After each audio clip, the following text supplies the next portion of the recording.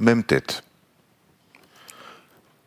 ואחר שכבר זכה באור הגדול ההוא, הנקרא אור הנשמה, אשר תרי"ג האיברים שבפרצוף ההוא כבר מאירים, כל אחד מהם באור שלם ובהיר המיוחד לו, כמו פרצוף מיוחד לעצמו, אז נפתח לו הפתח לעסוק בכל מצווה ומצווה, על פי כוונה אמיתית שבה. כי כל איבר של פרצוף הנשמה מאיר לו את דרכי כל מצווה, המיוחסים לאותו איבר.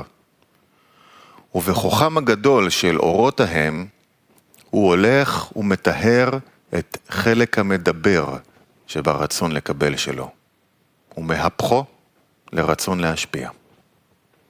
ובשיעור הזה הולכת ונבנית הנקודה של אור החיה, המלובשת בו ברמח איבריה ושסה גידיה הרוחניים, וכשנשלמת לפרצוף שלם, אז עולה ומלבשת לספירת החוכמה שבעולם העשייה הרוחנית.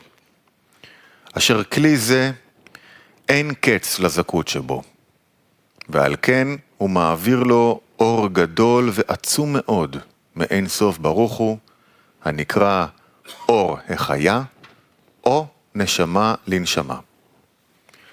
וכל הפרטים שבעולם העשייה, שהם דומם, צומח וחי, המתייחסים לספירת החוכמה, מסייעים לו לקבל אור ספירת החוכמה בכל השלמות, על דרך שנתבאר באור הנפש. וכן נקרא מדבר דקדושה, להיותו מכוון נגד טהרת המדבר שבגוף האדם. וכן ערכו של האור ההוא באלוקיות, כערך המדבר שבדצחם הגשמיים.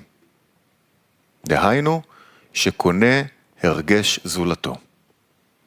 באופן ששיעור גודלו של האור ההוא על גודל דצח הרוחניים, כשיעור גודלו של מין המדבר הגשמי על דצח הגשמיים.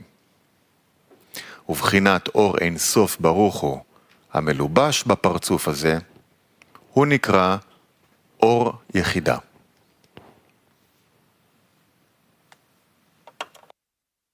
PT 19